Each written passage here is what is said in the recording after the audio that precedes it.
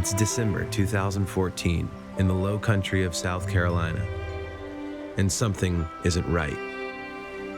Nestled comfortably on the banks of the May River, Palmetto Bluff is missing something. When we went into this project, we were thinking 4 months, we'll bring it all the way up to Beaufort. Those guys will have it for 4 months, pull it right back off the hill, be right back in time for the season. That 4 months turned into 5, turned into 8, turned into 12,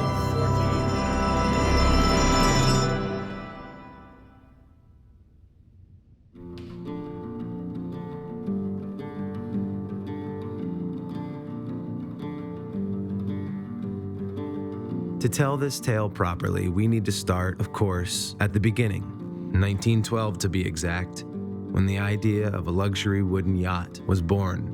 And by 1913, that idea had evolved into a beautiful 60-foot reality.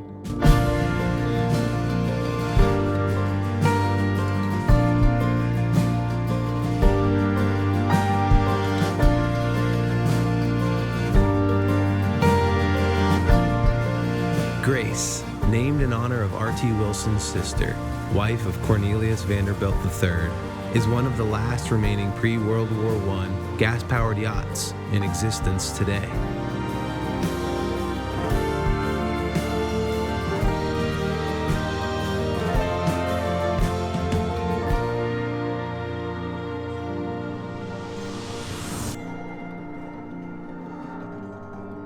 But, like all organic things, Grace aged. Her keel was very shot. I mean, it was on its last legs for sure. All that timber that I replaced was laid in 1912 and it was done.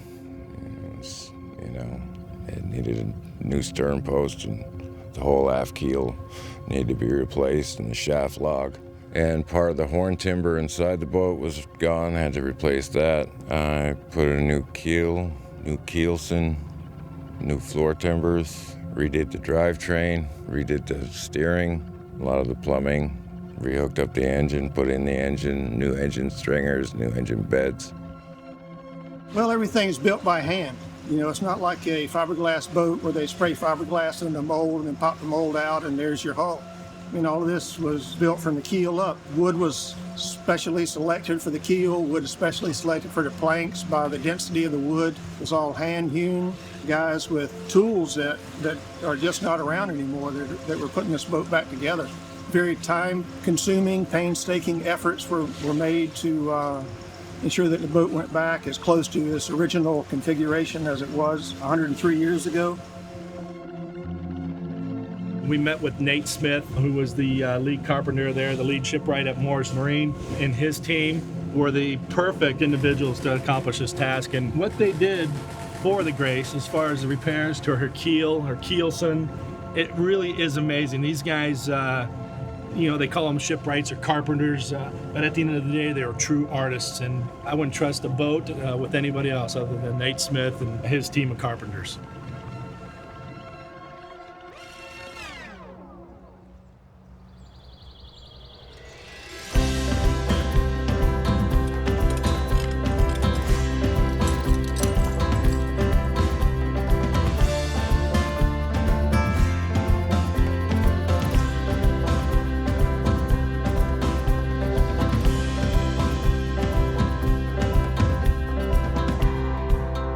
It may not have, all the bells and whistles of a modern day yacht, but what's most impressive of her is that men who built her over 100 years ago built her to a point where she is still around today.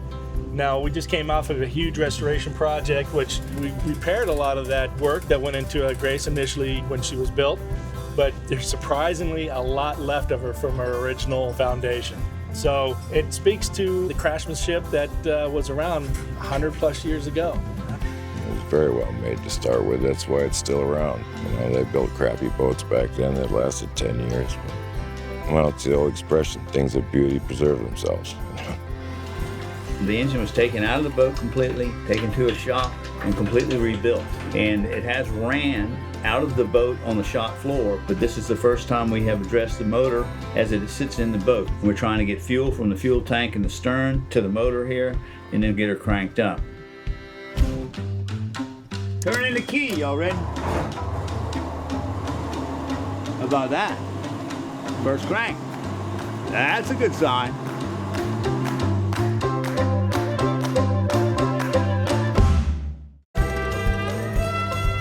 For a wooden hull that's been out of the water as long as Grace has, almost a year to the day, it's due for a good, thorough inspection before they cast the lines off and move down the waterway.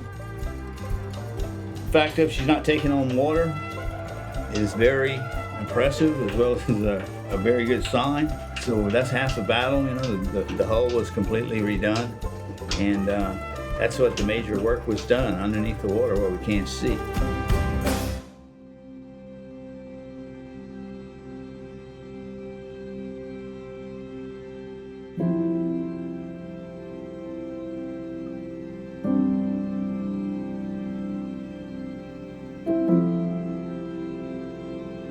So today we start our journey on a beautiful morning here. 1 year and a few days ago, Captain Ed and myself traveled up the waterway from Beaufort, South Carolina, to Beaufort, North Carolina, to this boat yard, and we are very proud of her. To be captains is a privilege, and we are anxious to get going and take advantage of this window of beautiful weather here. Well, the Grace is a very iconic piece of Americana. It has a very storied and historic past. Some of the people that have traveled on this boat, lived on this boat, worked on this boat for 100 years. And it's just something very special to be a part of.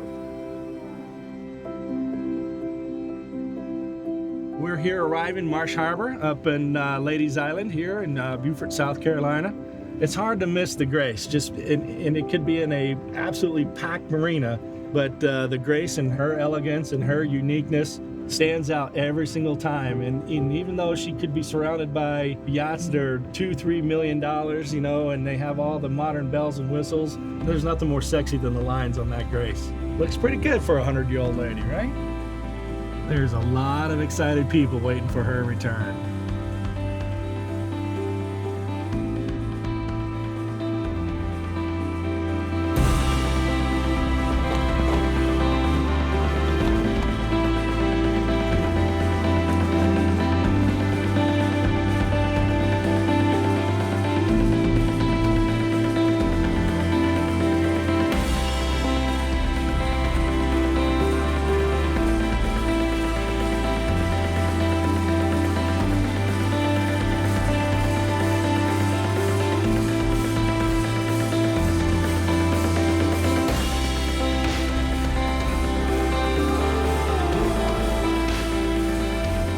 Palmetto Bluff is a unique environment that is different than any place in the country, and it's special.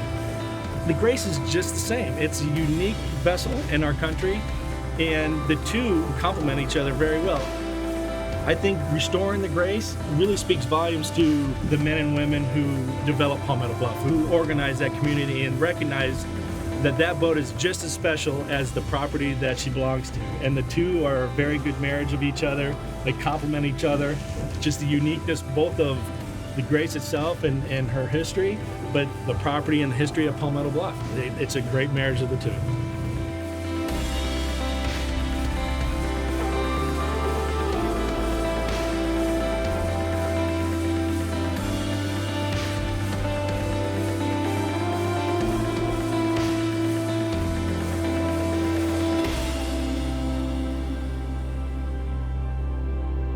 At long last, Grace is home.